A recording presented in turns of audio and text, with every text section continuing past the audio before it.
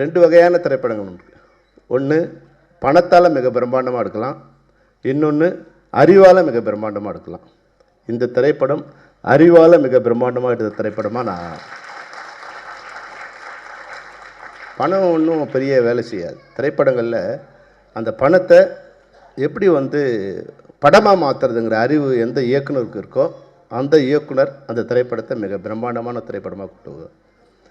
இது முதல் பாராட்டணும்னா இதனுடைய இசையமைப்பாளர் புது அறிமுகம் இருக்கிற சௌந்தர்யோட மகன் அமருக்கு என்னுடைய வாழ்க்கை தெரிவிக்கிறேன். பாடல் காட்சியில் அதாவது ரவிக்குமார் பேச சொல்லிட்டு இருந்தார், காதுக்கு எவ்வளோ இனிமையாக இருக்குது பாருங்கள், லைவ் சவுண்டு கேட்டே ரொம்ப நாள் ஆகிடுச்சு, இப்போ தான் ஒரு லைவ் சவுண்டோட ஒரு பாட்டை போட்டிருக்காங்க அப்படின்னு சொல்லிட்டு இருந்தாங்க. அப்போது அவர் தாளாட்டுற மாதிரியான ஒரு இனிமையான ஒரு பாடலாக இருந்தது. ஆனால் ரீரெக்கார்டிங்கில் இளையராஜா சர்வர் மிரட்டியிருக்கீங்க நீங்கள். அதை ரீரெக்கார்டிங் நீங்கள் பண்ணிங்களா? ட்ரெய்லரோட ரீரெக்கார்டிங் பிரம்மாண்டமாக இருந்தது. உண்மையிலே ஒரு பயமுறுத்துகிற மாதிரி இருந்தது இந்த ரீரெக்கார்டிங். அது ஃபண்டாஸ்டிக்காக இருந்தது. ஸோ நிச்சயமாக அமருக்கு சௌந்தரனை தாண்டுவார் அமர். அப்பாவை தாண்டிய மகனாக மிகப்பெரிய இசையமைப்பு வெற்றி பெறுவார். அது மாதிரி அடுத்தது சொன்னால்